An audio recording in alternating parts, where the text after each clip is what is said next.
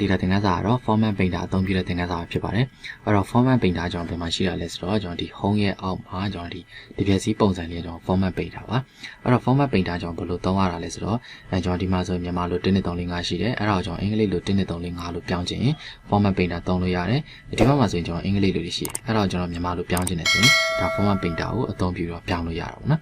ဟုတ်ပြီတော့အရင်ဆုံးကျွန်တော်ဒီဘက်က12345ပေါ့နော်ဒါကျွန်တော်မြန်မာ sorry အင်္ဂလိပ်လိုပြောင်းပါနော်အင်္ဂလိပ်လိုပြောင်းမယ်ဆိုရင်ကျွန်တော်ဒီလွတ်တဲ့ set ခွက်တစ်ခွက်မှာကျွန်တော်ဒီ12345ပေါ့နော်အဲ့ဒီကကျွန်တော်ဒီ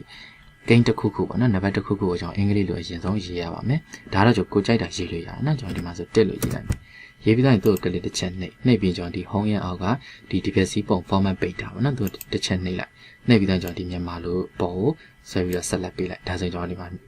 အင်္ဂလိပ်လိုတွေပြောင်းသွားโอเคဒီဘက်ကအင်္ဂလိပ်လိုပေါ့နော်အင်္ဂလိပ်လိုဆိုတော့ကျွန်တော်မြန်မာလိုပြောင်းမယ်အဲ့တော့ကျွန်တော်ဒီကောင်ကိုမြန်မာလိုဂိမ်းကနန်းတစ်ခုရှိလိုက်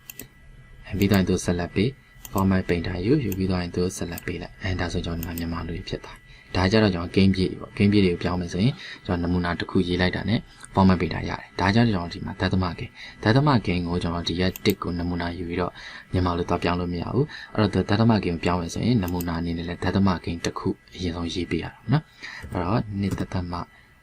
ကျွန်တော်3ဆိုရေးလိုက်ပါနော်ဒါတော့တစ်ခုခုရေးရအောင်နော်သူ့ကလေးတစ်ချက်နှိပ်မယ် format painter ယူမယ်ယူပြီးတော့ရင်ဆက်လက်ပေးလိုက်မယ်ဒါဆိုကျွန်တော်ဒီမှာမြန်မာလိုပြောင်းသွားပြီးတော့ကျွန်တော်ဒီမှာ percentage ကြလဲသူက game ပြလို့လည်းရေးလို့မရဘူးဒသမ game လည်းရေးလို့မရဘူးအဲ့တော့မြန်မာလို percentage လေးတစ်ခုနော်20% ဒီသား enter ခေါက်ဒီကောင်ကြီးကျတော့ဒသမ game ကအများနေပေါ့နော်အဲ့တော့ short မယ်ဆိုရင်ကျွန်တော်ဒီက decrease demi game နော်သူ short လိုက်ဒါဆိုရတာအဲ့တော့သူကလေးတစ်ချက်နေ format painter ယူပြီးတော့ဒီကောင်တွေအားလုံးကို select ပေးလိုက်ဒါဆိုကျွန်တော်ဒီမှာမြန်မာလိုဖြစ်သွား